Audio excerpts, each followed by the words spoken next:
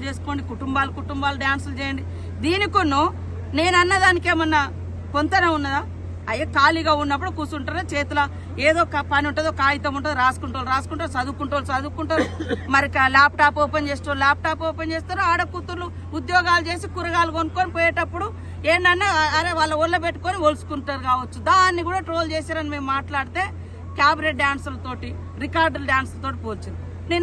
మొన్ననేమో నా మీద అసెంబ్లీలో మా అన్న, మా సోదరుడు మాకు రాఖీ కట్టించుకొని పాదాభివందనాలు చేస్తాడు. అట్లాంటి వాళ్ళ మీద కూడా మార్పింగ్ చేసిండు. ఇవాళ కొండ సురేఖ మీద అసలు మొన్న మేయర్ మా విజయలక్ష్మి, గద్వాల విజయలక్ష్మి మేయర్ మీద అరే ఎక్కడికన్నా పోతే ఇట్లా నెట్టుకుంటారు కావచ్చు, సెకండ్ ఇచ్చుకుంటారు కావచ్చు, మాట్లాడుకుంటారు కావచ్చు. ఇంత దుర్మార్గమా? అసలు ఎటుపోతుంది ఈ సమాజం? ఈ బీఆర్ఎస్ పార్టీ ఎటు తీసుకుపోతుంది? 1000 ఏళ్ళు వెనుకపోవాలన్నా ఆడవాళ్ళు ఇంకా బయటికి రావద్దా? పని చేసుకోకూడదా? రాజకీయాలు చేయకూడదా? ఉద్యోగాలు చేయకూడదా? ఊళ్ళు వేయకూడదా? సర్పంచులు, ఎంపీటీసీలు, ఎంపీపీలు కాకూడదా? మంత్రులు కాకూడదా? తెలియజేయాల్సినటువంటి అవసరం ఉంది.